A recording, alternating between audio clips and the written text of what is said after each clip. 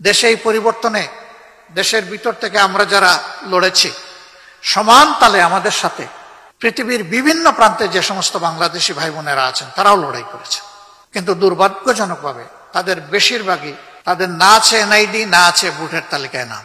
এই জন্য আমাদের অত্যন্ত বলিষ্ঠ, ন্যায্য, স্বচ্ছ, স্পষ্ট দাবি, বিদেশে অবস্থানরত প্রত্যেকটি বাংলাদেশিকে ভোটের অধিকার তাদেরকে দিতে হবে।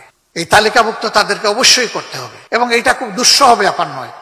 দীর্ঘদিনের এটা কোনো সাধনার প্রশ্নও নেই, এখানে শুধু সদিচ্ছার ব্যাপার। ইসি কথা দিয়েছেন তারা এটা করবেন, কিন্তু আমরা দৃশ্যমান কোনো পদক্ষেপ দেখতে পাচ্ছি না। আমরা উদ্বিগ্ন।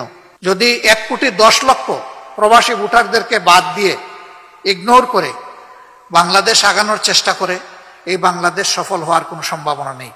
কারণ তাদের সংখ্যা যাই হোক, তাদের রক্ত পানি হয়ে ফুটা ফুটা যে ঘাম জড়ে, সেই ঘাম থেকে তারা যে বৈদেশিক মুদ্রা অর্জন করেন, তাদের পাঠানো বৈদেশিক মুদ্রায় বাংলাদেশের অর্থনীতির চাকা চলছে।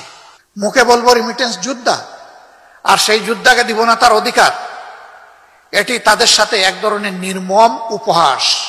আমরা এটার পরিসমাপ্তি দেখতে চাই।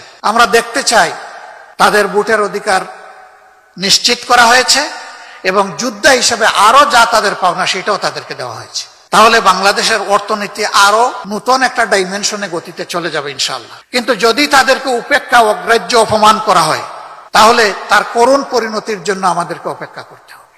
আমরা এটা চাই না।